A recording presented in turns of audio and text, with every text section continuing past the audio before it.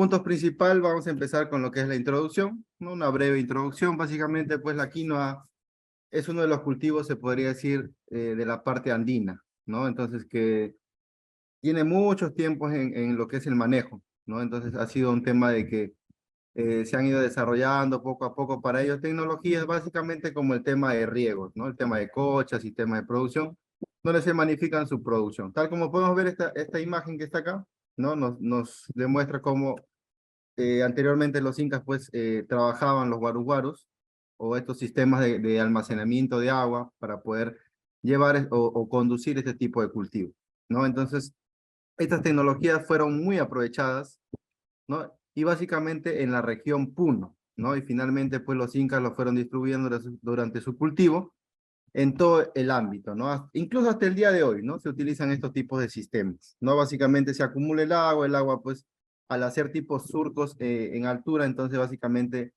eh, el agua puede absorber a través pues de la presión de las raíces, ¿no? Se puede ir absorbiendo, ¿ya? Entonces, actualmente la quinoa se podría decir que es un legado, ¿no? Es un cultivo muy apreciado, un cultivo se podría decir intensivo, ya no solo se habla de quinoa, digamos, en las zonas del altiplano, ¿no? O en las zonas de la parte sierra, en Puno, ¿no? Sino también se siembran actualmente en otras latitudes como Ayacucho, como Apurímac, Junín, Cusco, Arequipa también han crecido últimamente en lo que es la producción de quinoa, ¿no? La Libertad, incluso el norte, la parte del norte, también hay zonas en donde se siembra este cultivo, ¿no? Entonces, en estas regiones se vienen incorporando pues actualmente, ¿no? Acá podemos observar mayormente los porcentajes, ¿no? Viendo Puno, que es la mayor, pues,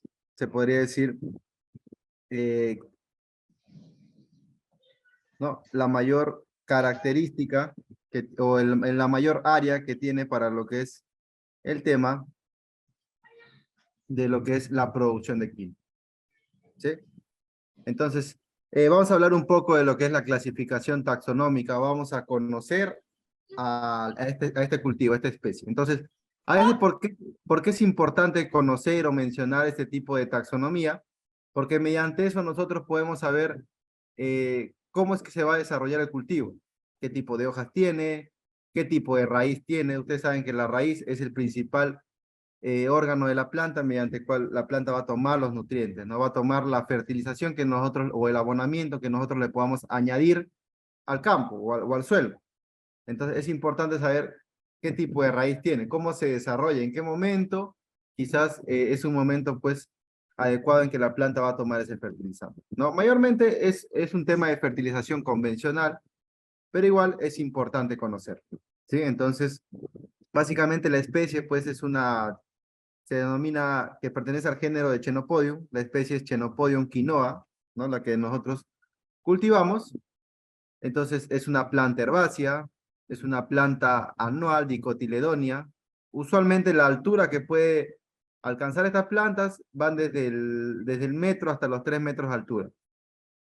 Tiene una amplia dispersión geográfica, presenta características peculiares en su morfología, en su coloración y en su comportamiento, ¿no? Entonces, básicamente se comporta distinto de acuerdo a la zona donde nosotros la vamos a cultivar, ¿no? Entonces, al igual que se comporta distinto, entonces también su periodo vegetativo o las etapas fenológicas varían mucho. Entonces, esto quiere decir que podemos encontrar quinoas precoces desde los 90 días, ¿no? Entonces, hasta quinoas pues que pueden llegar hasta los 240 días, ¿no? Dependiendo pues de la variedad, dependiendo de la zona también donde se trabaja. Entonces, esta planta, este cultivo crece usualmente con precipitaciones desde los 200 hasta 2.600 metros anuales y temperaturas medias entre 5 y 14 grados, ¿no? Entonces, también por encima de los 16, 18 grados, hay variedades que se han desarrollado que se comportan muy bien, ¿no? Como en la zona norte, como en la zona de Arequipa. Quizás zonas pues donde las temperaturas están un poquito más arriba de los 14 grados. ¿Sí? Eh, entonces, hay que saber que la quinoa se adapta a suelos ácidos, o sea, desde suelos ácidos se puede adaptar, podemos hablar de pH 4.5, hasta suelos alcalinos. O sea, tiene una amplia, se puede decir, rango de pH de suelo donde la quinoa puede desarrollar. Entonces, sus semillas pueden germinar hasta, se podría decir, hasta con 56 milimol por centímetro de conductividad eléctrica o de concentración salina. Entonces, quizás en este aspecto el tipo de suelo no puede ser impedimento para que podamos cultivar quinoa. Entonces, tiene un amplio rango. Entonces, es una especie que se adapta a diferentes tipos de suelos. Podríamos hablar de un suelo que es netamente arenoso, hasta un suelo, pues, que podría decir un suelo pesado, un suelo arcilloso. ¿Sí? Entonces, ahí tenemos un poco la ventaja de este tipo de cultivar, ¿no? Que entonces que nosotros lo podemos manejar en distintos tipos de suelos. Ya el manejo tecnificado va de acuerdo a la variedad, de acuerdo a cómo lo reguemos, a cómo lo fertilicemos, hacia dónde apuntemos, ¿no? Y el manejo fitosanitario, que son las importantes etapas para nosotros poder cultivar quinoa, ¿no? Y poder obtener, pues, buenos rendimientos. ¿Ya? Entonces, como les mencionaba, se adapta a distintos tipos de suelos. Entonces, la planta también, la coloración de la planta también es variable, usualmente con los genotipos, las etapas fenológicas. Podemos encontrar quinoas desde un color verde hasta un color rojizo, ¿no? Pasando por el púrpura oscuro, amarillento, anaranjado, granate y demás gamas que se puedan diferenciar. Las hojas de la quinoa son unas hojas, pues, simples, enteras, esparcidas, pecioladas, como podemos observar, no tienen estípulas, presentan oxalatos de calcio o vesículas granulosas, ¿no? Entonces, en la parte del embés y a veces en la parte del haz. Entonces, ¿por qué mencionamos este tipo de característica de la hoja? ¿Por qué es importante conocer este tipo de características? O sea, ¿por qué nosotros decimos que tienen estas vesículas granulosas? ¿No? Entonces, ¿por qué estos oxalatos de calcio?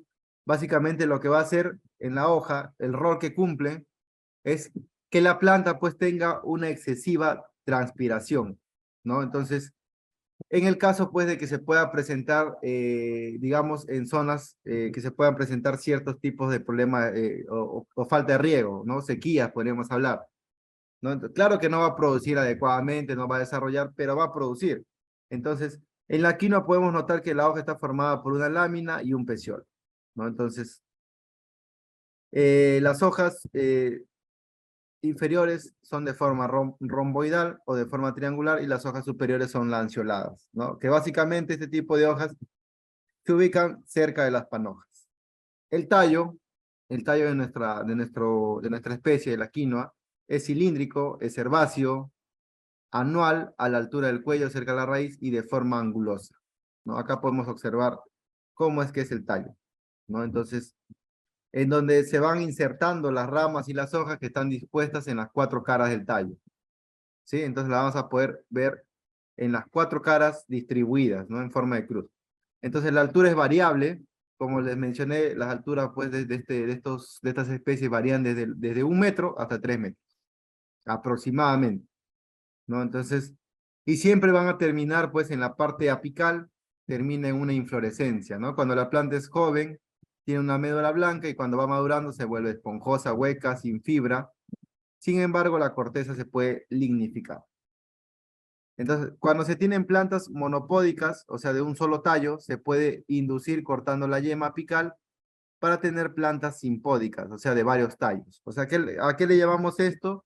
Lo que comúnmente nosotros hacemos en otras especies, ¿no? Hacemos un topping o un despunte, ¿no? Entonces, para nosotros romper la dominancia apical. Y esto aplica en realidad no solo para la quinoa, aplica para todo tipo de especie vegetal, ¿no? Entonces, lo que se hace uno digamos, al despuntar o al cortar la parte apical, entonces generalmente hacemos que desarrollen, o bien otros, pueden salir otros tallos de la parte basal, o bien pues se activan en yemas, ¿no? Si es que fueran frutales o una rama frutera, ¿no? Entonces, esta técnica básicamente lo que se hace siempre, la pueden realizar antes de que inicie la etapa de panoja, ¿no? De panojamiento. Acá está el tipo de raíz de nuestra quinoa. Varía de acuerdo a las fases fenológicas. ¿Qué quiere decir esto? Y usualmente cuando nosotros sembramos la quinoa, emerge, entonces usualmente va a empezar a crecer cuando ya tenga 2, 3, 4 hojas verdaderas, 5. Entonces usualmente pues va a tener este tipo de raíz. Una raíz pivotante. ¿Qué quiere decir? Que va a ir profundizando hasta llegar, ¿no? Entonces, hasta llegar por lo menos pues a unos 20 a 30 centímetros, ¿no? De unos 20 a 30 centímetros va a poder pivotear la raíz. Entonces, según el ecotipo, o sea, según básicamente el tipo de suelo, el tipo de especie o el tipo de variedad, ¿no? Pero básicamente es como inicia este tipo de raíz, ¿no? Entonces la raíz se caracteriza por tener, pues, posteriormente, ya una vez que ha pivoteado, empiezan a salir, como podemos observar acá, una raíz fasciculada, ¿no? Con bastantes raíces secundarias y terciarias, ¿no? Que básicamente este es por mediante este tipo de raíz es que se va a alimentar la planta, va a absorber los nutrientes, ¿no? Va a absorber la humedad, los nutrientes. Entonces, las flores en una misma inflorescencia se pueden presentar flores hermafroditas, ¿sí? ¿Qué quiere decir? Flores perfectas, femeninas, también va a haber flores femeninas, androestériles, imperfectas. Generalmente se van a encontrar 50 glomérulos en una planta y cada glomérulo está conformado por 18 a 20 granos aproximadamente. Las flores son pequeñas de 1 a 2 milímetros. Básicamente esto aplica para todas las Chenopodiaceae o para todos los chenopodios. Son flores incompletas porque carecen de pétalos, ¿sí? Hay un grupo intermedio como la blanca de Yuli, ¿no? Entonces, originaria de la zona de Puno, en el cual el grado de cruzamiento depende del porcentaje de flores pistiladas, ¿no? Acá podemos observar, ¿no? Este, por ejemplo, es un tipo de flor hermafrodita, ¿no? Entonces, la flor femenina, ¿no? Entonces, acá podemos observar los estambres, ¿no? Y finalmente, pues, el fruto que está cubierto por el perigonio, ¿no? El fruto, en este caso, la semilla, ¿no? El grano. Acá podemos observar mejor la inflorescencia de la quinoa, ¿no? Entonces, la inflorescencia que tiene esta planta, este cultivar, es de tipo racimosa, ¿no? Acá podemos observar, ¿no? Con frutos tipo aquino. Se le denomina panoja porque tiene un hábito de crecimiento por el hábito de crecimiento, algunas inflorescencias se diferencian o se difieren porque pueden ser axilares y pueden ser terminales. En algunas variedades pueden ser ramificadas, teniendo una forma cónica y el eje principal de la inflorescencia es de forma angulosa o piramidal, ¿no? Entonces, de acuerdo a la forma de la panoja, se considera, pues, digamos, si es amarantiforme, cuando sus glomérulos están insertados en el eje secundario. Y glomerulada, cuando los glomérulos están insertos en el eje primario y principal, y toda la panoja tiene la forma de un solo glomérulo, ¿no? Como podemos observar acá, ¿no? Las dos diferencias. De acuerdo a la densidad de panoja que se presenta, estas son consideradas quizás compactas, semicompactas, semilaxas o laxas. Acá podemos observar claramente como en este caso, cómo está la inflorescencia, ¿no? Cómo está la panoja. Entonces, la semilla constituye el fruto maduro, es de forma lenticular, elipsoidal, cónica, esferoidal, y presenta tres partes bien definidas, que es el episperma, el embrión y el perisperma. Entonces, esto también es variable de acuerdo a los tipos de variedades. La episperma está constituido por 4 capas de superficie rugosa, quebradiza, la cual se desprende fácilmente cuando nosotros frotamos la semilla de la quinoa, el grano. En ella se ubica básicamente lo que es la saponina, y cuya herencia de la semilla es variable con los genotipos, que lo vamos a ir viendo más adelante, ¿sí? Entonces la saponina, no sé si ustedes cuando han probado la quinoa tiene ese sabor como que amargo o algo así, ¿no? Entonces básicamente es variable de acuerdo a los tipos de genotipos. Algunas tienen más de esta saponina, otras tienen menos, pero todas van a contener. Entonces, La segunda capa es muy delgada y lisa, se observa solo cuando la capa externa es translúcida, y la tercera capa es de color amarillenta, delgada y opaca, y la cuarta capa translúcida. Acá está la semilla. El embrión está formado por dos cotiledones y la radícula constituye el 30% del volumen total de la semilla. En ella se encuentra la mayor cantidad de proteínas, ¿no? El perisperma es el principal tejido de almacenamiento, está constituido básicamente por granos de almidón, que es de color blanquecino y representa el 60% de la semilla. Acá tenemos entonces una sección longitudinal de un grano de la quinoa, ¿no? Entonces podemos ver dónde se encuentra internamente el perisperma, ¿no? Entonces, ¿dónde está el almidón? Básicamente toda esta zona que está acá es donde se encuentra el almidón, ¿no? El embrión, el endospermo, el pericarpio y la cubierta de la semilla, básicamente que es donde se encuentra la saponina, ¿no? Entonces pasando a lo que es variabilidad y variedades. Tenemos acá los tipos de quinoa. Entonces va a haber, esto va a ser de acuerdo al tipo. Básicamente, entonces lo podemos clasificar como quinoas del valle, quinoas del altiplano, quinoas de terrenos salinos, quinoas del nivel del mar, quinoas de yungas. Perú tiene aproximadamente unos 3.000 ecotipos y se han identificado 24 razas de quinoa. Hay que tener claro que nosotros somos primeros productores de quinoa, ya sea de manejo convencional o de manejo orgánico.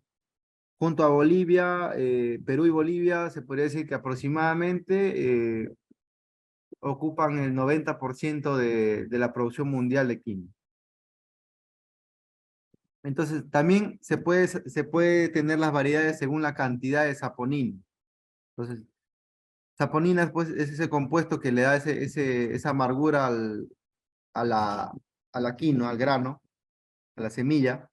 Entonces, tenemos variedades amargas, que básicamente pues tienen de 1 a 3% de saponina, variedades semidulces que tiene de 0,1 a 1% de saponina, y variedades dulces que igual tienen hasta un 0,1% de saponina. Como les digo, todas las quinoas tienen la saponina, ¿no? Pero va a variar de acuerdo al porcentaje que tengan, ¿no? Entonces, y lo vamos a poder clasificar. Dentro de las variedades del altiplano, podemos mencionar algunas de las más conocidas, la Inia 431, la Salcedo Inia, la Cancoya, la Blanca de Yuli, la Pasancaya, ¿no? Y esta variedad que también algunos la siembran, la Negra Coyana o la Inia 420 que se conoce, ¿no? Básicamente todas estas variedades desarrolladas pues en el INIA. Acá tenemos las variedades del valle, tenemos la Inia 427 o la Sacaca, la María de Sacaca, la Quillaguamán, la Blanca de Junín, que también es otra variedad muy conocida, la Gualguas, la Amarilla de Marancaní, la Roja, la Inia 437, Roja del Norte, y la Collina, ¿no? La Inia 438.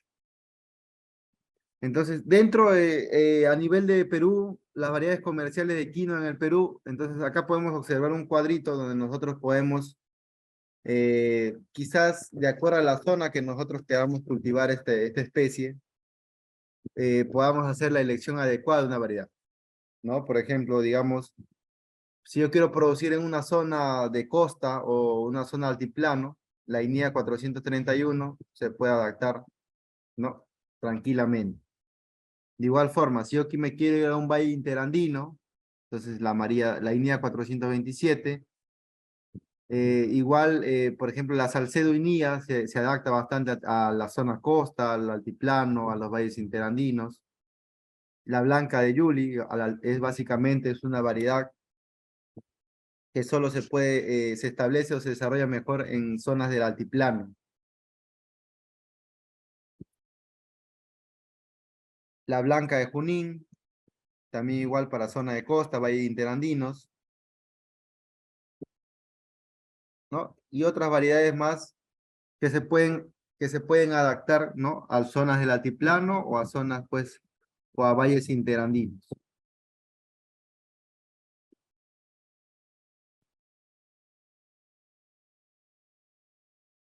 Con los materiales que se les va a brindar, básicamente también se les brinda lo que es este catálogo de variedades, para que ustedes los puedan tener, eh, catálogo de variedades comerciales de quinoa en el Perú, donde podemos observar, no sé si lo pueden apreciar ahí. Entonces, en este tipo de, o en este documento, básicamente están todas, en este caso, todas las variedades, ¿no? Aparte que hay datos generales de lo que es el manejo de la quinoa, ¿no? Entonces, o la importancia, el manejo, ¿no? Alguna de las fases fenológicas también la pueden observar acá, ¿no? Entonces, van a poder observar las distintas variedades, ¿no? Como la variedad, la INIA 431, ¿no? Con la adaptación, en qué año se liberó esta variedad, por ejemplo, en qué año la liberó INIA, ¿no? Entonces, más o menos qué pHs, qué temperaturas requieren, pero de manera general nosotros habíamos mencionado que una quinoa pues se puede cultivar, ¿no? Hasta los 17, 18, 20, 22 grados, ¿no? Aproximadamente. Y en todo tipo de suelos, en realidad. Claro que algunas se van a expresar mejor en unas zonas que en otras, ¿no? Esa es la diferencia, quizás, ¿no? Entonces, de igual forma, ¿no? Entonces, ¿cuál ha sido su método de mejoramiento? ¿Cómo se han cruzado? ¿Cuál es su descripción morfológica? ¿Qué tipo de tallo tiene? ¿Qué tipo de hoja? ¿Qué tipo de inflorescencia? Igual qué tipo de grano tiene, la fenología de la variedad, ¿no? Desde la germinación hasta la madurez fisiológica, ¿no? Entonces, ¿cuánto dura una variedad? ¿No? Aproximadamente habíamos mencionado que hay variedades, ya les había mencionado que hay variedades que hay desde los 90 días, ¿no? Hasta los 280 días, ¿no? Entonces, por ejemplo, esta variedad llega hasta los 150 días, ¿no? En altiplano, básicamente.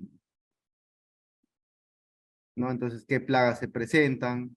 ¿No? Básicamente, que eso también lo vamos a ir viendo más adelante, ¿no? Y cómo poder combatirlo. Acá está la otra variedad, que es la amarilla sacaca, está la negra collana, también van a encontrar la variedad, la pasancaya, la INIA 415. Otra variedad, la Ilpa inia, también está la variedad Salcedo inia, que esa variedad también es muy trabajada también en zonas de costa, Valle Interandino. Básicamente esta Salcedo inia en zona sur también se sembró en un tiempo, hace unos 8 años atrás se sembró por esta zona. Está la Quillaguamán inia, ¿no? Y otras variedades más que ustedes pueden encontrar, ¿no? Con los materiales que se les va a juntar, ¿no? Junto con los costos de producción, Blanca de Yuli. También está la Cancoya, la Blanca de Junín, netamente para valles interandinos, la Gualguas, la Huancayo, ¿no? Y entre otros, ¿sí? Entonces, continuando, bueno, acá también hay una variedad que se introdujo hace unos años, la INIA 437, la INIA roja, la roja del norte, ¿no? Entonces, una variedad pues con muy buen rendimiento, promedio de algo de entre 1.500 a 2.000 kilogramos por hectárea, ¿no? Con un periodo vegetativo de hasta 150 días, ¿sí? Entonces, también las variedades las podemos clasificar según el color de grano. Vamos a tener variedades de grano blanco, de grano rojo y de grano negro, ¿no? Entonces, dentro de las de grano blanco, básicamente va a estar la roja del norte, la blanca de Junín, la amarilla de Maranganí. Grano rojo está la INIA 415, la pasancaya, y de grano negro, básicamente la más conocida, ¿no? La negra collar. Entonces, la quinoa, como les mencioné, es una variedad, pues, que es muy adaptable a distintas condiciones, ¿no? Por ejemplo, acá podemos observar cómo se adapta a más de 3.000 metros sobre el nivel del mar, en ladera a 2.000 900 metros sobre el nivel del mar, ¿no? Entonces, en valle a 2650 y hasta en zona norte, entonces a 1500 metros sobre el nivel del mar. En zona sur también se han adaptado algunas eh, variedades, ¿no? Entonces, esto es básicamente un costo de producción aprox para una producción de 4.5 toneladas por hectárea, que es una muy buena producción que pudieron sacar en el norte, ¿no? Con un buen índice de rentabilidad, que más adelante lo vamos a ir viendo, ¿sí? Entonces, el proceso de siembra es importante para el proceso de siembra o el manejo de siembra, conocer, pues, uno, nuestra calidad genética, nuestra pureza varietal. ¿Qué quiere decir esto? ¿No? Tener una semilla de calidad, nos va a poder determinar, pues, a la larga, una buena producción. También debe haber una calidad fisiológica, o sea, el fenotipo debe ser homogéneo. Entonces, en este caso, la semilla que vamos a trabajar debe ser, pues, una semilla homogénea.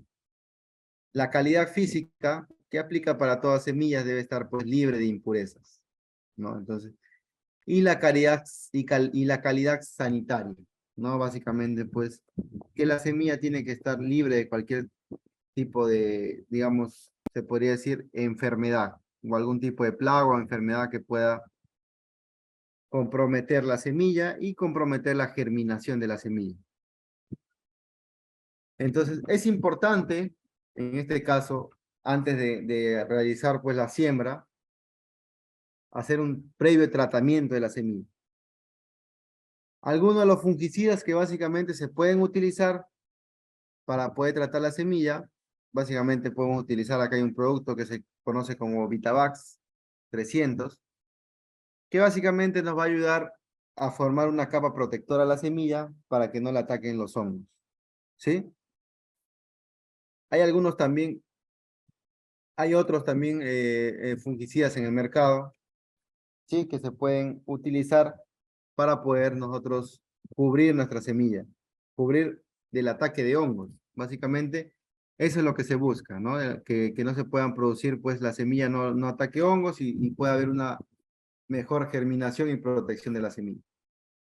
También es importante hacer una prueba de germinación antes de nosotros, se podría decir, llevar nuestra semilla a campo definitivo.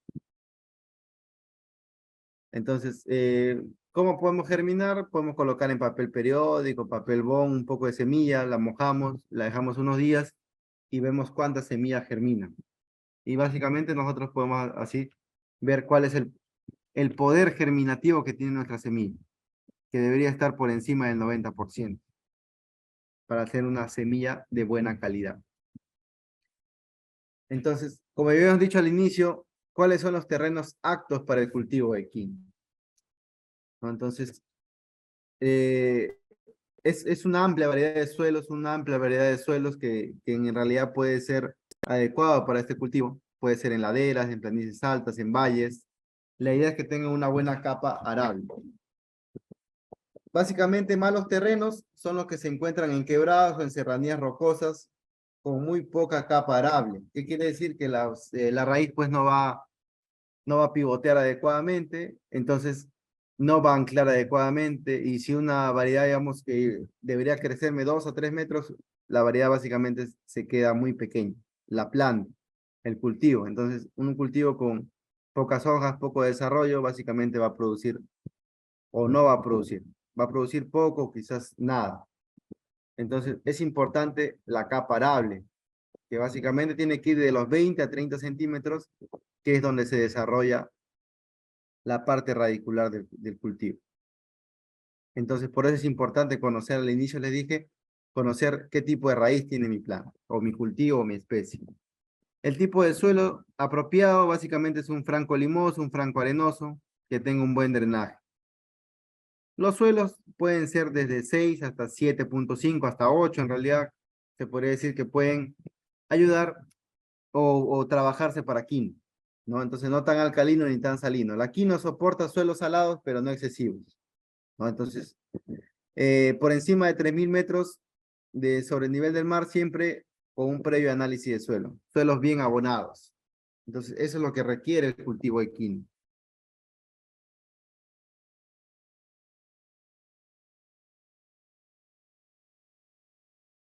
Entonces, ¿por qué se les menciona esto? Porque es importante, pues, hacer, como se dice, una adecuada preparación del suelo. Entonces, romper la capa arable para que mi cultivo, en este caso, pueda desarrollar.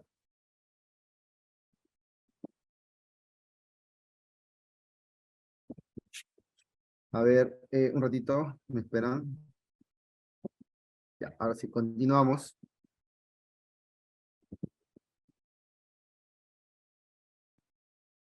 Entonces, ¿cuándo y por qué roturar los suelos? ¿O por qué en este caso se podría decir que debemos nosotros trabajar el suelo? Entonces, el roturado permite básicamente, nos va a permitir acumular humedad en el suelo, aprovechando, ¿no? Entonces, las condiciones. Ayuda en la remoción y descomposición de la materia orgánica. Permite, uno de los principales motivos porque nosotros también, aparte de que rompemos la capa arable, es que nosotros oxigenamos el suelo, aireamos el suelo para que la raíz pueda desarrollar adecuadamente. Y a la vez también, de una u otra forma, nos permite controlar enfermedades y plagas, ¿sí? En base a la temperatura, se podría decir que la quinoa tolera una amplia variedad de climas, ya lo hemos mencionado. No se va a ver afectada por climas fríos en cualquier etapa de su desarrollo, excepto durante la floración, ¿no? Las flores de la planta básicamente o de este cultivo son sensibles al frío. ¿Por qué? ¿Por qué se dice que es sensible al frío, a las heladas? Porque básicamente en esta etapa es donde ocurre una esterilización del polen. Entonces, si se esteriliza el polen, significa que el polen no es viable, entonces no va a haber un cruzamiento y no va a producir pues adecuadamente un grano, no va a haber un buen desarrollo del grano. Entonces, una temperatura media anual, como les digo, puede variar desde los 6, desde los 5, 7 hasta los 18, 20 grados, ¿no? Que son los más adecuados en realidad para el cultivo.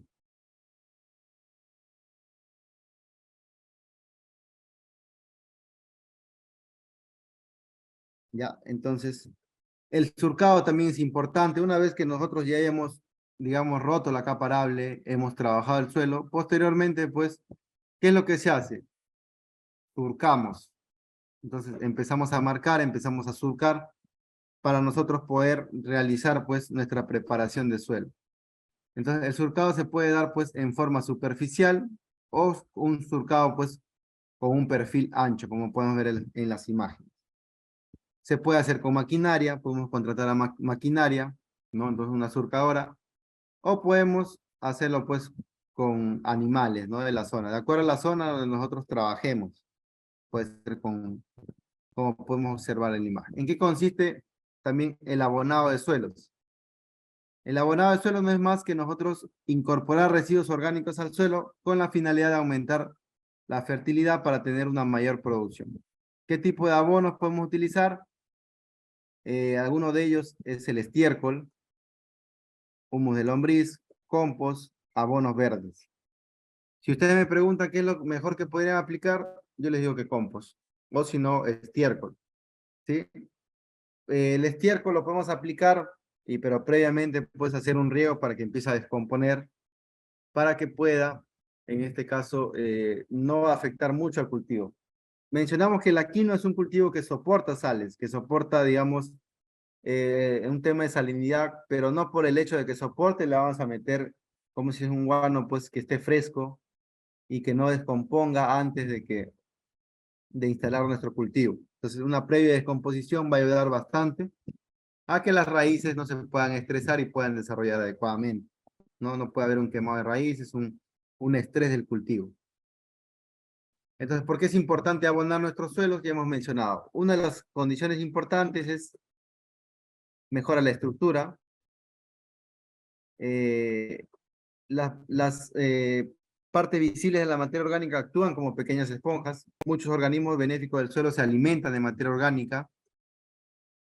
La materia orgánica provee un medio adecuado para los organismos del suelo, ¿no? Entonces, básicamente, algunas de las características o condiciones por qué debemos abonar nuestro suelo. incrementa la fertilidad del suelo. Por ejemplo, en terrenos donde no hay abono, las plantas de quinoa van a crecer muy débiles, muy pequeñas, ¿no? Porque no está absorbiendo los nutrientes que requiere. No requiere cantidad de nutrientes, no requiere, digamos, que yo le necesito adicionar bastante nitrógeno, bastante materia orgánica. No, pero es necesario que podamos nosotros conocer cuánto de, cuánto de materia orgánica o cuánto de, en este caso, de fertilizante yo voy a utilizar para mi cultivo. Entonces, básicamente en parcelas con buen abonado, la tierra recupera sus nutrientes rápidamente, ¿no? Entonces la planta puede tener alimentación, crecen fuertes, tallo grueso, buen follaje, que es lo que nos interesa, y va a haber posteriormente, pues, buenas panículas, ¿no? Buenos macollos, ¿no? Entonces granulados y con mayor cantidad de peso, que es lo que nos interesa. Acá hay alguna composición de los estiércoles que podemos nosotros observar. Por ejemplo, acá básicamente fuentes de materia orgánica, por ejemplo, para nitrógeno, fósforo y potasio, que es básicamente lo que requiere la planta en mayores cantidades. Tenemos humus de lombriz, guano de ovino, guano de pollo, o lo que conocemos como gallinaza o pollinaza, ¿no? Guano de isla, guano de vacuno, guano de alpaca, de vicuña, de llama, de cerdo, de caballo. Es de acuerdo a la zona. Básicamente, si nosotros queremos hablar de cuál es en este caso, el guano o en este caso el compost con mayor porcentaje de nitrógeno es el guano de islas, ¿no? Pero nosotros no lo tenemos en toda la zona. En toda la zona no, básicamente no encontramos guano de isla. Entonces hay que trabajar con lo que tengamos en la zona, ¿no? Si tengo guano de ovino, de pollo, pollinaza, gallinaza, trabajar con eso, porque igual estos tipos de abonos también nos van a aportar nutrientes al suelo, ¿sí? Algunos más que otros, pero igual nos ayuda en lo que es el abonamiento, en lo que es la preparación de nuestro cultivo. Acá, por ejemplo, acá tengo un cuadrito, ¿no? Donde básicamente es de un ensayo, una tesis, digamos, donde se pudo observar básicamente cómo en este caso, los tipos de abonos, o en este caso de fuentes de materia orgánica, ¿no? Según el tipo de establecido o aplicado, ¿no? Mejoró su rendimiento, ¿no? En porcentaje. Digamos, hasta 10 toneladas de estiércol de ovino, ¿no? Mejoró bastante en el rendimiento, ¿no? En el rendimiento de la blanca de Junín. El guano de isla también, obviamente, pero el guano de isla, en este caso, si nosotros hacemos un versus, ¿no? ¿Cuánto necesito de estiércol de ovino? 5 a 10 toneladas. Pero ¿cuánto necesito de un guano de isla que tiene más riqueza? De 1 a 2 toneladas, ¿no? Y los rendimientos también se incrementan mucho más. En el tema de la gallinaza también se incrementa mucho, ¿no? Entonces, por la cantidad, por la buena cantidad que tiene de nitrógeno, ¿no? Entonces, con hasta 5 toneladas se pueden mejorar, de 2 a 5 toneladas se pueden mejorar mucho el tema de los rendimientos, ¿no? De igual forma para otra variedad como la pasancaria. Entonces, vamos a hablar un poco de lo que es la función de los nutrientes, ¿no? Básicamente lo que les dije al inicio, ¿no? Bueno, acá me faltaba colocar quizás el nitrógeno, pero son los principales nutrientes que absorbe en este caso el cultivo. Nitrógeno, fósforo y potasio. También absorbe calcio, magnesio, azufre. Ah, no, acá en la parte de abajo está el nitrógeno, se ha corrido. Ya.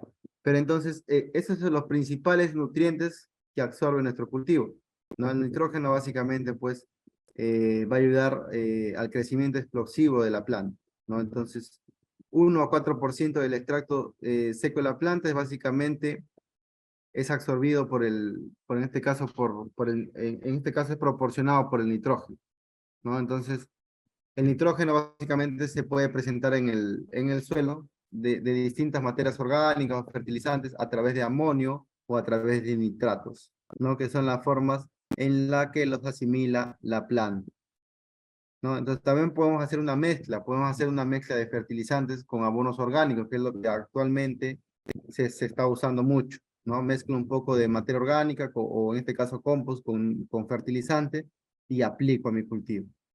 ¿no? Entonces ayuda bastante, también ayuda bastante a que se pueda, en este caso, absorber mejor los nutrientes.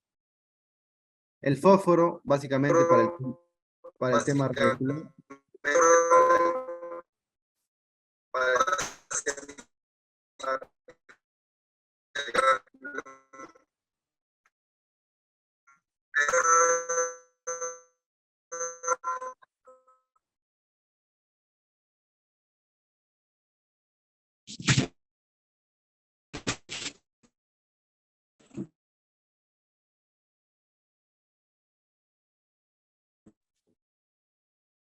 hola, ¿sí? Ya la apagaron, ¿no?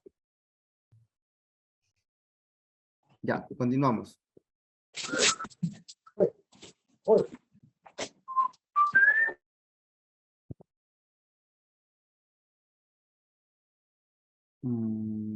¿Qué pasó?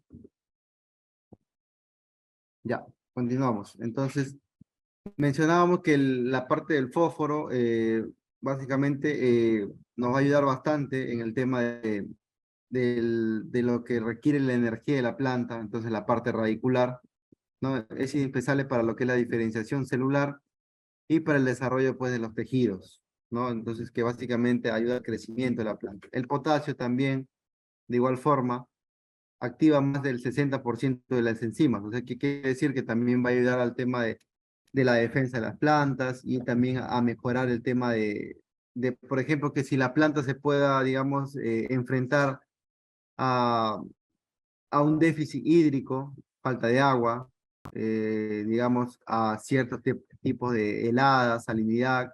Entonces, plantas que tengan buena proporción o suelos que tengan buena proporción de potasio, entonces generalmente el cultivo se vuelve menos susceptible, sufre menos enfermedades, ¿no? Entonces es un cultivo, como dice, mejor nutrido, ¿sí? Y de igual forma con los demás nutrientes, ¿no? El calcio, el magnesio y el azúcar, ¿no? El calcio generalmente para el crecimiento de raíces, el magnesio eh, generalmente también se incluye en las reacciones enzimáticas de la planta. Básicamente está amarrado a un tema de energía de la planta, ¿sí? Ya. Entonces, durante el periodo de crecimiento de planta, hay época donde los nutrientes son absorbidos con mayor intensidad. Entonces, ¿qué quiere decir esto? Que esto ocurre básicamente hasta el segundo mes y luego alrededor de los 100 días después de la siembra. Entonces, ¿por qué es importante conocer eso? Para que si en un caso yo pueda, digamos, dosificar mi fertilizante, yo sé que quizás se pueda realizar en zonas donde quizás haya riego o se pueda trabajar o queramos manejar más tecnificado el cultivo. Entonces es importante conocer que los nutrientes se absorben mucho mejor a partir de los 45 hasta los 100 días, ¿no? En estas épocas coincide con las etapas de mayor desarrollo y de máxima acumulación de materia seca del cultivo. Entonces hay una mayor absorción de los nutrientes por la planta de quino, ¿no? En la planta el movimiento de nutrientes desde las hojas y del tallo hasta la panoja, que básicamente es el órgano de reserva. O sea, en este caso, nuestra quinoa, el órgano de reserva va a ser en este caso, la panoja, ¿no? O sea, es donde se acumula toda la energía que la planta ha acumulado, ha trabajado en la fotosíntesis, la hoja. Todo eso lo lleva hacia dónde? Lo lleva hacia la panoja, o sea, hacia donde van a estar los granos. Es como la papa, ¿no? La papa tuberiza. Les pongo un ejemplo. La papa tuberiza acumula energía, luego trasloca. Es una traslocación de la energía y lo reserva en los tubérculos. Entonces, en este caso de la quinoa, su órgano, pues, en este caso de reserva, ¿no? Entonces, es la panoja, ¿no? Entonces, en el caso del nitrógeno, el movimiento hacia la panoja es más intenso a partir de los 100 días, ¿no? Desde las hojas y a partir de los 112 días desde el tallo. Estamos hablando de un tema de promedio, ¿no? Promedio digamos, si estamos hablando de 250, 200 días aprox, ¿no? Entonces, y en este caso, este movimiento del nitrógeno como que se estabiliza a partir de los 135 días, ya la planta deja de absorber nitrógeno, ¿sí? Entonces, en una fase inicial es bueno colocar quizás en 2 partes o en 3 partes el nitrógeno, si es que se pudiera. Ojo que estoy hablando si es que se puede. Entonces,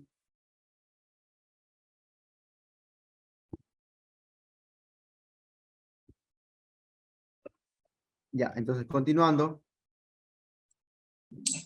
Ya ni se que sale. ¿Tú no estás ahí con su madre? Oye, no, que la dejaba sola. ¿No joya? No, no. Ya.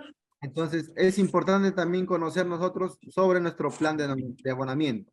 Si es que se pudiera hacer un análisis de suelo o trabajar con algunos datos de la zona, ¿no? Para poder obtener un rendimiento, pues, para poder obtener el rendimiento esperado, ¿no? De mi cultivar. Conocer los antecedentes del campo y si es posible, pues, hacer un manejo de abono, ¿no? ¿Qué tipo de abono?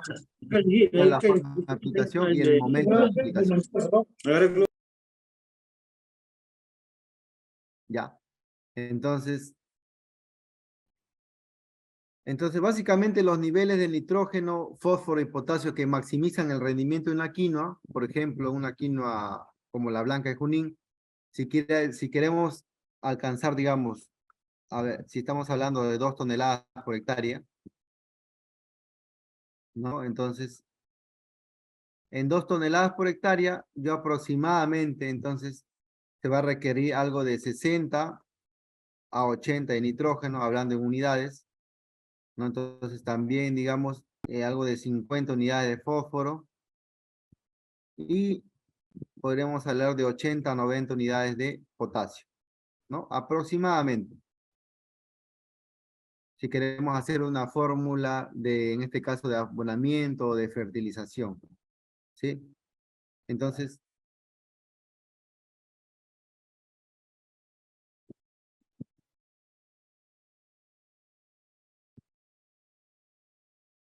ahí podríamos tener, digamos, un rendimiento óptimo, ¿no? Entonces, o un rendimiento adecuado, ¿no? Por encima de las 2 toneladas, ¿no? Con estos niveles en este caso, de nutrientes o de unidades de nutrientes, ¿sí? Entonces, hay que tener claro qué tipo, en este caso, de fertilizante o de nutrientes voy a utilizar, ¿no? Si es que me voy a, eh, eh, como se dice, dirigir a un tema de utilizar fertilizantes sintéticos, ¿no? O si voy a utilizar, pues, una mezcla de sintéticos con orgánicos, o quizás si voy a utilizar netamente, pues, abonos orgánicos, ¿no? Tal como se mostró en el cuadrito, ¿no? En este cuadrito que estaba anteriormente. En este cuadrito, básicamente, nosotros podemos observar en base a toneladas, ¿no? Cuántas toneladas más o menos tenemos de estiércol para poder obtener, pues, rendimientos adecuados, ¿no? Y en fertilizantes sintéticos lo vamos a ir viendo más adelante, ¿sí? Ya, entonces continuando. Bueno, acá hay algunas deficiencias que básicamente por fósforo, potasio, calcio, magnesio, azufre, nitrógeno. Entonces, básicamente deficiencias por nitrógeno, ¿qué se observa en la planta? Se podría decir un amarillamiento de la planta, ¿no? Deficiencia de fósforo, un crecimiento pues pequeño, un crecimiento retrasado. Deficiencia de potasio, hojas que muestran decoloración, ¿no? Se podría decir hojas bronceadas, podríamos hablar de que la planta, habíamos hablado que el potasio ayuda bastante al mecanismo de defensa de la planta. Entonces, ante una sequía se va a estresar, ante una helada se va a estresar, no se va a recuperar, va a decaer el cultivo, o ante un tema de salinidad. El magnesio, de igual forma, se va a ver una decoloración amarilla entre las venas de las hojas. El azufre también se va a ver un tema de una planta amarilla, que se puede asociar a un tema de falta de nitrógeno. Y el calcio, básicamente en hojas jóvenes amarillas, también se puede observar las raíces mal formadas, ¿sí? El sistema de siembra para la quinoa. Tenemos, digamos, a chorro continuo, se podría decir que se echa en el fondo del surco, en el lomo de surco o a boleo. Hay 3 tipos de sistema de siembra para lo que es a chorro continuo, ¿no? Entonces, ya sea cómo lo vamos a manejar, de acuerdo a la densidad que manejemos nosotros, vamos a utilizar nuestro sistema de siembra. ¿Cuánto voy a necesitar yo en este caso, de semilla para poder sembrar? Estamos hablando de 10 a 12 kilos, si nosotros lo vamos a utilizar en este tipo de sistema de siembra, chorro continuo, ¿no? Con 10 a 12 kilos por hectárea de semilla, es más que suficiente para yo poder instalar mi cultivo. El distanciamiento entre surcos va a ir de 70 a 80 centímetros, ¿no? Si es que empleo maquinaria, y 60 centímetros si es que empleo animal o yunta, ¿no? Con yunta. La época de siembra, variedades tardías en octubre y noviembre, variedades semitardías en diciembre, variedades precoces a finales de diciembre y enero, ¿sí? Estas variedades precoces, ya lo habíamos dicho, básicamente 150 días, ¿no? Variedades tardías, básicamente hasta los 280 días, ¿sí? Entonces, por eso es que básicamente en variedades tardías es que la siembra tiene que ser mucho más antes, ¿no? Acá es importante conocer esto, las etapas fenológicas del cultivo, que va a ser, uno, la fase vegetativa, y dos, la fase reproductiva del cultivo, ¿sí? Ya sea emergencia, sean 2 hojas, 3 hojas verdaderas, 4, ya sea la ramificación, el inicio de panojamiento, ¿sí? Entonces el inicio de floración, posteriormente la floración, grano lechoso, grano pastoso, y ya posteriormente la madurez fisiológica. Acá estamos poniendo un ejemplo, por ejemplo, de una etapa fenológica de unos 160 a 180 días, ¿sí?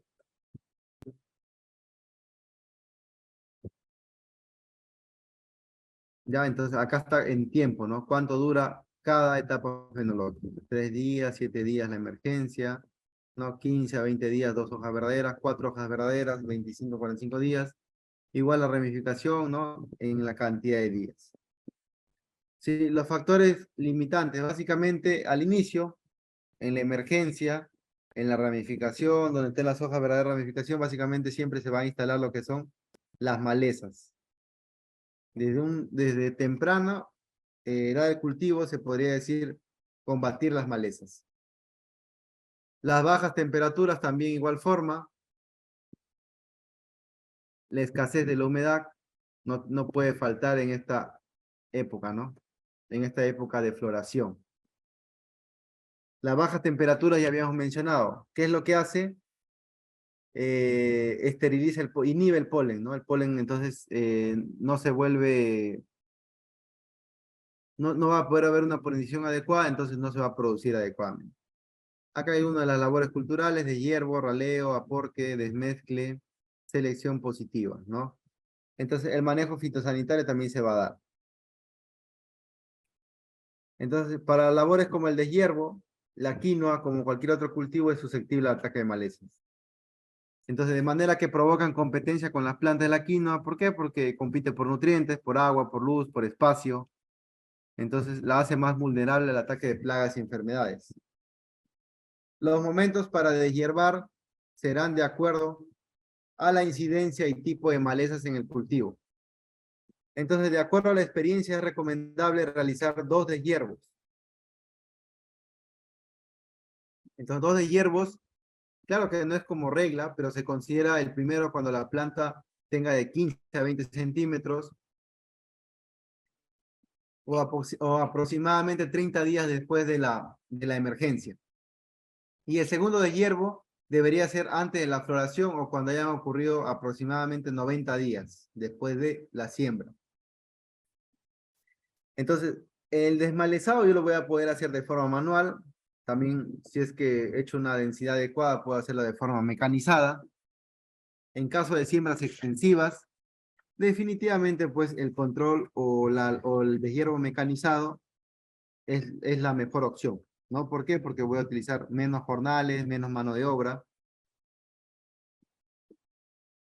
Acá hay algunos materiales que se utilizan, herramientas de hierbo, que nos va a ayudar bastante, las patas de cabra, ¿no? Entonces, herramientas hechizas, que la podemos hacer, diseñar nosotros mismos.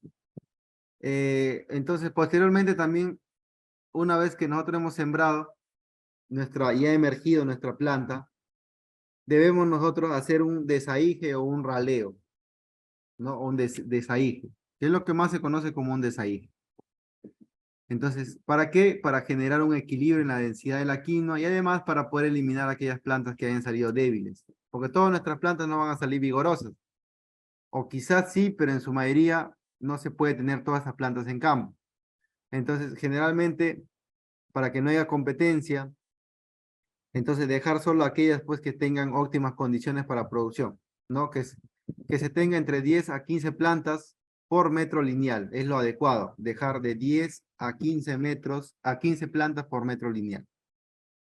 El momento oportuno para hacer esta labor básicamente es cuando la planta está empezando a ramificar o cuando las plantas tengan de 30 a 60 centímetros de altura, ¿no? Y la forma para realizarlo siempre va a ser pues de forma manual, ¿no? De forma manual yo tengo que ir retirando todas las plantas más débiles, más pequeñas, ¿no? Y dejar las mencionadas de 10 a 15 por metro lineal. Esta es la pata de cabra que se había mencionado, es una herramienta hechiza, básicamente para hacer el deshiervo. El apor, que también es importante para el manejo de la quinoa, es una labor agrícola muy importante en la arquitectura y producción de la planta. ¿Sí? Entonces, básicamente con un buen sostenimiento de la planta y de manera de evitar que las plantas se caigan, ¿no? O el acame. La aireación de las raíces del cultivo, la facilidad para realizar labores agrícolas y realizar esta actividad es imprescindible en valles interandinos, ¿no? Porque la quinoa crece en forma exuberante, entonces requiere mayor cantidad de tierra para poder mantenerse, pues, como dice, parado o erguido, ¿no? Entonces, es importante esta labor. Si nosotros no hacemos nuestra labor, nuestro cultivo se va a echar, o nuestra planta se va a echar. En zonas con bastante, donde hay más velocidad de viento, mucho peor, se va a acamar. ¿Qué es el manejo integrado de plagas? Básicamente es el conjunto de prácticas que nos va a permitir prevenir el desarrollo de poblaciones de insectos plagas, ¿no? Para que no pueda bajar nuestro rendimiento. Si hablamos de plagas, son organismos pues que atacan al cultivo.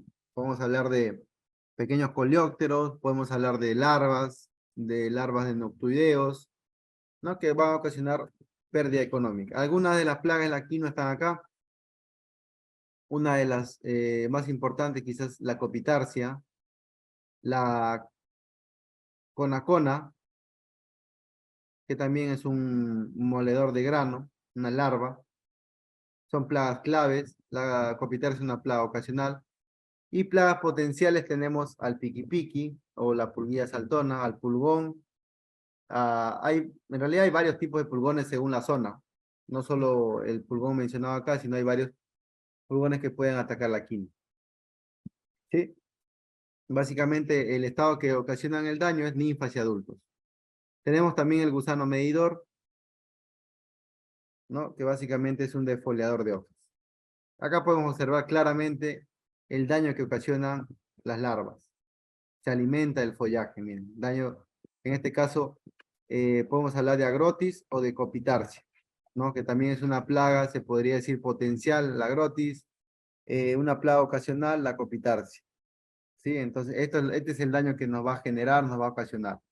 Y las larvas de noctuideos, como la copitarsia, generalmente también pueden ocasionar daño a la panoja en formación. Cuando está empezando a formar la panoja, se puede alimentar de esto. ¿Qué productos puedo utilizar? Algunos de los productos más utilizados, quizás para estas larvas, podemos hablar de Bacillus thuringiensis, 0.5 a 1 kilo por cilindro. El Spinosac, 3 gramos por mochila, también ayuda bastante. Un caldo sulfocálcico también, de 0.5 litros por mochila. Acá también quizás podemos utilizar un emamectin benzoate, un metomil, también podría utilizarse para el cultivo. Quizás, ¿no? Un metomil, podríamos hablar, a ver, vamos a colocarlo acá. Metomil, puedo utilizar para el cultivo. ¿A cuánto lo utilizo? Puedo utilizarlo a 0.2 o a 0.3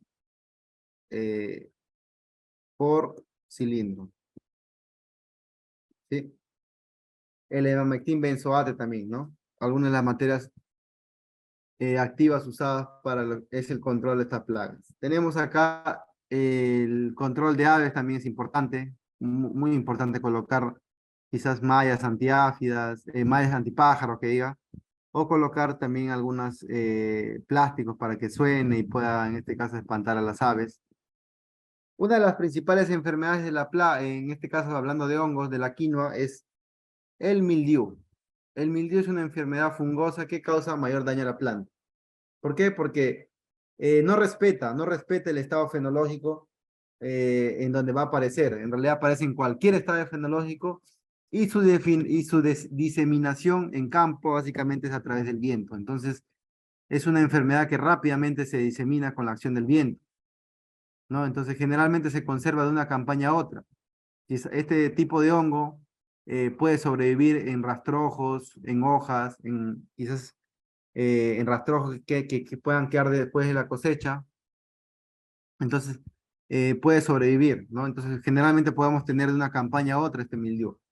Entonces, la enfermedad se inicia en las hojas con manchas pequeñas de coloración amarilla, rosada, rojiza, anaranjada o parda, dependiendo básicamente de la variedad de la quinoa, ¿no? A medida que progresa la enfermedad, las hojas se caen, se extienden hacia las ramas y la planta enferma puede quedarse defoliada, sin hojas. Y entonces, una planta sin hojas es una planta que no va a producir, se detiene su desarrollo. Para el control del mildiu, elegir terrenos con buen drenaje, o sea, ¿qué quiere decir? Que evitar el encharcamiento, la humedad, para que no se desarrolle, no se disemine, en este caso el mildiu. Una semilla adecuada, buen manejo de la densidad de siembra para evitar pues que el hongo pueda diseminarse, pueda perseverar. Rotaciones de cultivos, podemos rotar con otros cultivos como papa, ¿no? Para evitar multiplicar el hongo. Evitar el monocultivo, arrancar y enterrar las plantas enfermas. Acá podemos observar claramente, miren, síntomas agresivos de este hongo, del mildiu. Acá podemos observar, mira, todo el amarillamiento que hace la planta. Mira, toda esta zona que está acá, que es atacada por mildiu, se va a defoliar. Entonces, esta planta básicamente pues no va a prosperar, no va a producir adecuadamente. Mira, acá podemos observar el ataque de mildiu, ¿sí? Manchas netamente cloróticas, necróticas en el haz de las hojas, ¿sí? Entonces, tenemos acá el sulfato de uno de los fungicidas que puede ayudar, este es un curativo, ¿no? El sulfato de cobre, un fungicida curativo, 1 litro por cilindro. Si queremos aplicar otros fungicidas sistémicos, podríamos hablar de la azoxystrobin, 0,1 kilogramos por cilindro. Trichodermas también puede ayudar, inoculación de este trichoderma también puede ayudar a mejorar el tema en este caso de combatir este hongo, 2 kilos por hectárea. Mancozeb, clorotalonil, también otra de las materias activas que hay que usar adecuadamente, ¿no? Respetando los periodos de carencia para evitar residualidad en nuestro cultivo. La cosecha es manual, se realiza con la ayuda de una hoz de uso agrícola a una altura que varía dependiendo del tamaño de la planta, ¿no? Aproximadamente unos 40 centímetros del suelo. En otros casos solo se realiza el desprendimiento o arrancado de la panoja con la mano partiendo el tallo de la parte basal de la panoja. La cosecha puede ser mecanizada, es cuando se utiliza máquinas de corte manipuladas mediante el tractor y segadoras motorizadas o segadoras de disco. Cuando se realiza la cosecha, entonces cuando han soltado casi todas sus hojas y los granos han adquirido una consistencia que resiste cuando yo lo aprieto con las uñas, ¿no? Yo agarro el grano y lo aprieto con las uñas y se resiste el apretado de las uñas o la presión, generalmente ya está para cosechar. Ocurre cuando las panojas toman un color típico de maduración, ¿no? Un color tipo pardo amarillento. Es aconsejable hacer coincidir la cosecha con la época seca del año. Dependiendo de la variedad de cultivo y la zona del cultivar, de 180 a 200 días según la variedad, altitud y diversidad climática. No, netamente hablando de variedades precoces o tardías. ¿Cuándo es el momento oportuno de la cosecha? Es conveniente hacerlo en las primeras horas de la mañana. ¿Por qué? Porque en ese momento de la mañana, en la mañanita es cuando los glomérulos presentan consistencia húmeda y no en las horas de la tarde, ya que los granos con la fuerte radiación solar se desprenden. Entonces vamos a tener pérdidas porque se va a caer, se va a desprender, se va a caer con mucha más facilidad al suelo el grano. ¿Qué cuidado debemos tener en el momento de la cosecha? Una de las etapas críticas de la producción de la quinoa básicamente es la cosecha. Porque luego de la madurez del cultivo hay un exceso de humedad ambiental, ¿no? O sea, por eso es que muchas veces se dice que es importante hacerlo coincidir con épocas secas, ¿no? Donde no haya mucha humedad relativa, mucha humedad ambiental. Se produce también lo que es la germinación de los granos en la panoja, produciendo pérdidas netamente en la cosecha, ¿no? Entonces, hacer una semilla pequeña, básicamente con la humedad relativa, si es muy alta, entonces generalmente se nos puede germinar los granos de la semilla, los granos de la quinoa, de la panoja. Evitar la contaminación con otras especies vegetales, con piedrecillas, para tener una quinoa pues de calidad. Tener especial cuidado con el manipuleo de los instrumentos de cosecha. El momento adecuado de la cosecha es por la madrugada hasta la máxima aproximadamente 9 a 10 de la mañana. Campo en madurez de cosecha, campo con sobremadurez. Acá podemos observar. ¿Qué es el emparvado? El emparvado se le conoce a lo que es acomodar, ordenar las panojas, ¿no? Para terminar el secado de los granos y evitar que el producto se malogre por inclemencias climáticas. O sea, después del corte o la siega se realiza un secado entre 7 a 15 días hasta que el grano reduzca el porcentaje de humedad, ¿no? Entre 12 y 15% es el momento oportuno para poder trillar. El emparvado adecuado para una reducción uniforme del porcentaje de humedad de las panojas. ¿Cuáles son las ventajas de un buen secado?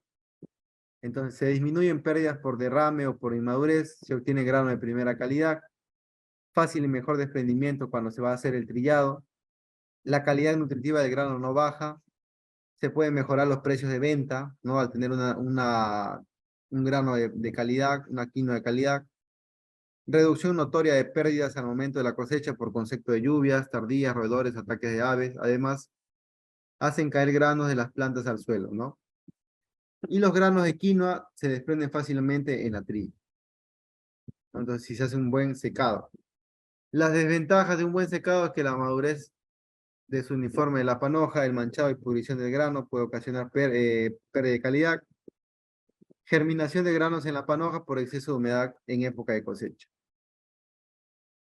¿Cuáles son los métodos para comprobar la humedad del grano? Generalmente, como se mencionó, se hace a simple tacto, con las uñas, con la mano. Se toma entre las manos un glorúmero y al flotarlo se separa con facilidad el grano, entonces la humedad es óptima para poder trillar. Cuando el atardecer se encuentra granos derramados en poca cantidad bajo la planta, ya se puede hacer la trilla. Cuando el grano ofrece resistencia a la presión de las uñas, si tiene una consistencia dura, ya se puede trillar. Cuando las hojas de la parte inferior de la planta se tornan de un color pardo amarillento y evitar un alto contenido de humedad y almacenar en lugares sombreados, ¿no? Para que no pierda el color. Y poder tener un grano de calidad. ¿Qué tipos de secado existen? Hay secado pues que básicamente se puede hacer en zonas de falso piso, de cemento, ¿no? Entonces se puede poner un lugar seco y limpio y se hace y para evitar pues y también evitar que se incorporen pues materiales extraños, ¿no? Piedrecillas, tierra, arenilla. De esta manera se reducen las pérdidas de quinoa. O también se puede utilizar mesas de secado, mesas metálicas, mesas de madera, ¿no? Entonces de esta manera evitamos que quizás los roedores también puedan contaminar la quinoa o el grano. En parvas también se puede secar. Ya habíamos visto que las parvas es acomodar todas las panojas, entonces unos encima de otros, ¿no? Sobre el suelo de modo que estén bien aireadas para un correcto secado. El trillado, acá podemos observar, básicamente es el pelado del perigonio del grano a través de la fricción y golpe, ¿no? O sea, se va sacudiendo, se va golpeando, ya sea mecanizada, ¿no? Entonces, o manual.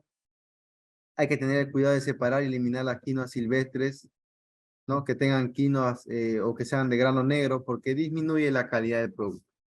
El trillado manual se puede realizar pisando o golpeando con la ayuda de un mazo de madera.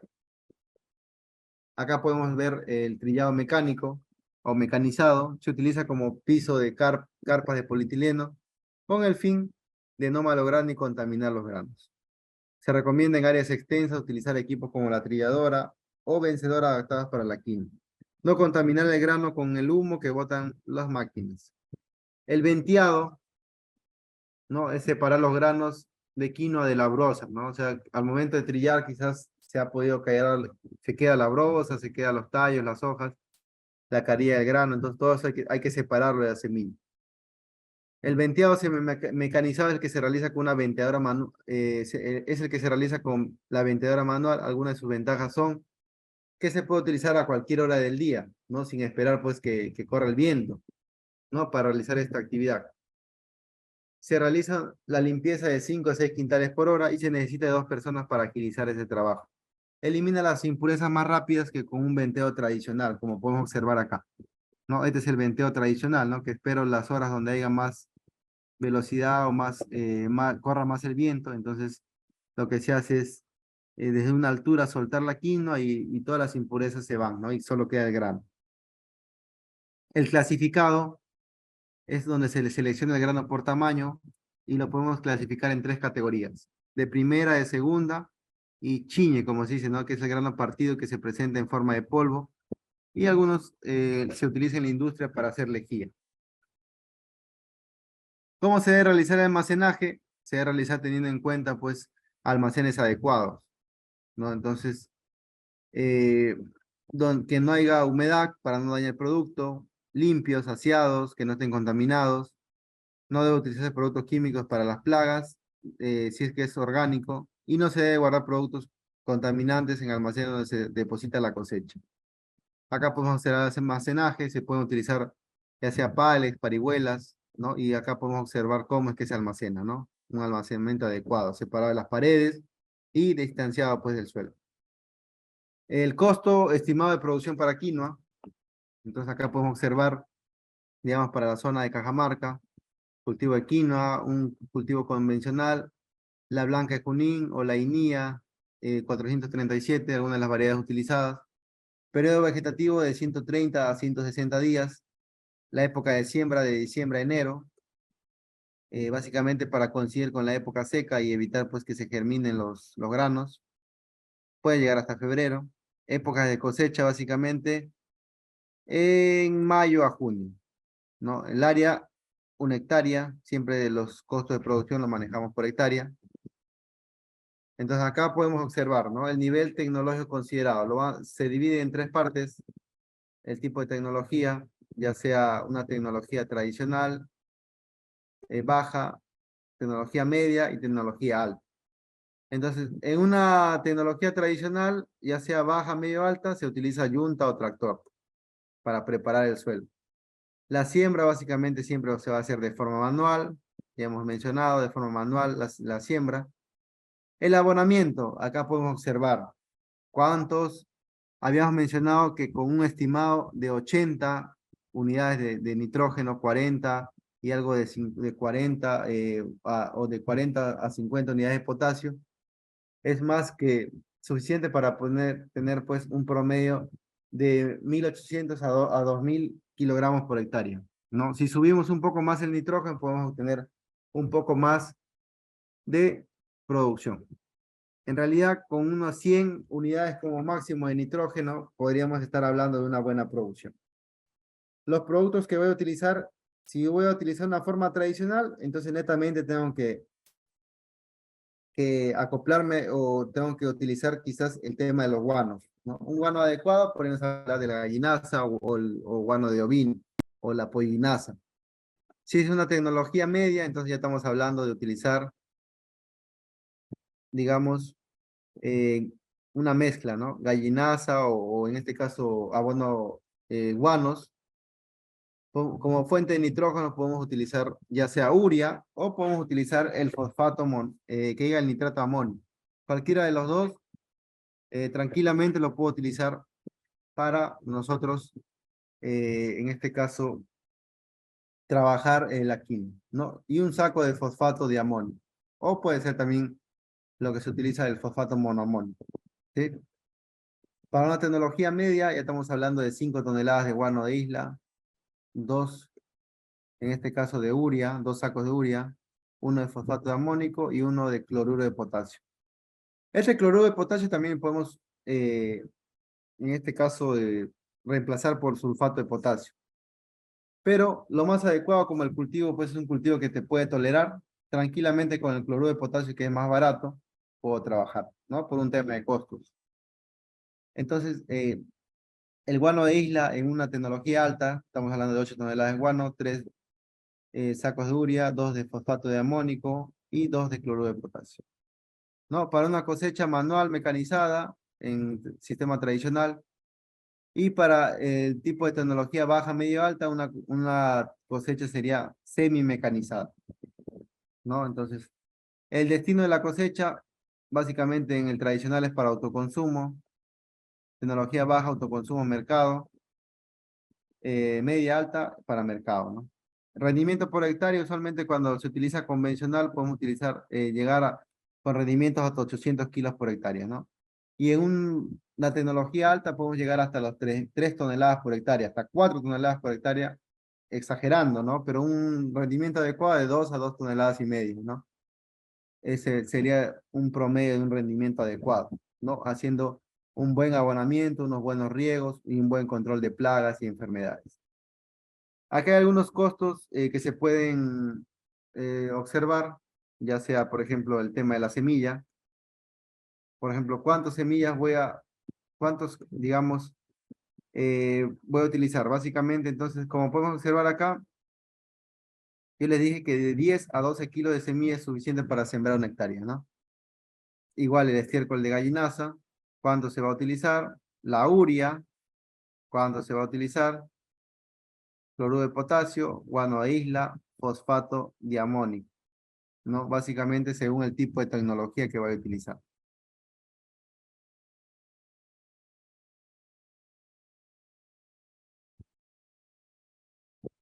¿Sí? Entonces, como les digo, la urea puede ser la urea mismo o el nitrato de amonio, ¿no? Entonces, según, en el caso del potasio, sí, netamente utilizaría cloruro de potasio, ¿sí? Productos preventivos para mildiu, curativos, algunos productos químicos para, digamos, un tema de larvas, un tema de coleópteros, quizás, y algunos foliares que se pueden utilizar. Para la preparación de terreno, horas máquina, cuántas horas máquina voy a necesitar, ¿no? O ya sea horas de yunta, ¿no? Para el surcado, para la siembra, para el primer abonamiento, cuántos jornales, labores culturales como el de hierbo. Ahí hemos hablado de que por hectárea, tranquilamente por deshiervo estaríamos utilizando unos 10 jornales, de 8 a 10 jornales, ¿no? Dependiendo de la intensidad de la maleza que haya. Y para el segundo deshiervo también podríamos hablar algo de 10 a 15 jornales por hectárea, ¿no? Entonces, tranquilamente, ¿no? Entonces, tranquilamente podríamos llegar a unos 10 a 15 jornales por hectárea, ¿no? Para los deshiervos. Para el desaige también, de igual forma, para el aporte y el segundo abonamiento, control fitosanitario y aplicación de abono foliar, ¿no? Porque también se va a utilizar, entonces también hay que utilizar lo que son jornales para hacer la aplicación. Cosecha, almacenamiento, igual de igual forma para jornales para la siega, para el carguillo, para la trilla, hay que alquilar la maquinaria, la trilladora, para la limpieza, el envasado, o también comprar los sacos de los costales de yute, la rafia para amarrarlos, el costo de las herramientas que yo voy a utilizar, ¿no? Por ejemplo, esas herramientas que se mencionó, con el de hierbo, ese tipo de hechizo. Alquiler de terreno también va dentro de los costos, el análisis de suelo, un transporte para los insumos, visitas de campo, se puede decir, alquiler de maquinaria. Esto básicamente se puede manejar, ¿no? La visita de campo, ¿no? Entonces, si mi área es grande, quizás por ahí alguien que venda productos me pueda dar un vistazo, un ojo a mi campo, me pueda, ¿no? Guiar, ¿no? Entonces, básicamente, se podría decir, ¿no? Como un total de costos, ¿no? Todos estos costos van dentro de los costos indirectos. Entonces, los costos directos más indirectos básicamente van a ser mi costo total, ¿no? Entonces, un costo total podemos hablar algo de 4.000 soles por hectárea en tecnología tradicional. Y en una tecnología alta podríamos hablar hasta de unos 8.000 a 10.000 soles por hectárea, ¿no? Entonces, para producción en kilos, podemos hablar de hasta 2 a 3 toneladas por hectárea con tecnología alta. Y los costos van a ser variables, ¿no? De la química. De igual forma, acá se puede observar tanto el costo total, producción, costo por kilo, ingreso bruto, ingreso neto, indicadores económicos, el punto de equilibrio, y ver qué tan rentable es, en este caso, la química, ¿no? De igual forma, estos costos que les estoy mostrando, se los voy a presentar en un Excel, como pueden verlo acá. aparte de la variedad de la quinoa, el tema de fertilización, todo esto está acá en este caso, en este Excel, en esta plantilla de Excel, ustedes pueden observar, ¿no? Igual los indicadores, acá también todos los costos y el análisis de costo, ¿no? Todo formulado acá para que ustedes puedan verlo, ¿no? Si el precio cambia, ustedes lo pueden cambiar, lo pueden reemplazar, ¿no? La producción reemplazándola de acuerdo a su producción y ver qué tan rentable puede ser el cultivo, ¿no? Básicamente, utilizar una tecnología baja, media, ¿no? Entonces, básicamente, podemos obtener un índice de rentabilidad de un 20 a un 30%, ¿no? Entonces, con tecnología alta, mucho mayor, ¿no? Podemos llegar hasta un 50 a un 60% de rentabilidad, ¿no? Entonces, como les digo, los fertilizantes, para la fertilización, básicamente lo que es la fórmula de abonamiento, básicamente estamos hablando, ¿no? Hablamos de nitrógeno, por ejemplo. Nitrógeno, a ver, digamos, fósforo y potasio, ¿no? Entonces, si hablamos de unidades, básicamente, entonces, estaríamos hablando de unas 80 a 100 unidades de 60 de fósforo y unas 80 de potasio, ¿no? Entonces, básicamente, eso sería quizás mi fórmula de abonamiento, ¿no? Para el cultivo de quinoa. Si yo quiero obtener unos resultados más altos, ya tendríamos hablando de 100 unidades de nitrógeno, quizás unos 70 de fósforo y unos 100 de potasio, o 110 de potasio, ¿no? Algo así. Es básicamente según la extracción del cultivo, con lo que yo tranquilamente puedo, en este caso, abonar o fertilizar mi cultivo, para poder obtener, pues, rendimientos adecuados. Ojo que esto va de la mano, pues, de la aplicación de buenas labores culturales, ¿no? Labores culturales como el de hierro. Obviamente, no es que voy a fertilizar todo esto y ya el cultivo está, entonces también tengo que mantenerlo sin maleza, tengo que regarlo adecuadamente, que no le falte y principalmente utilizar una variedad que se adapte a la zona donde yo me encuentro, ¿sí?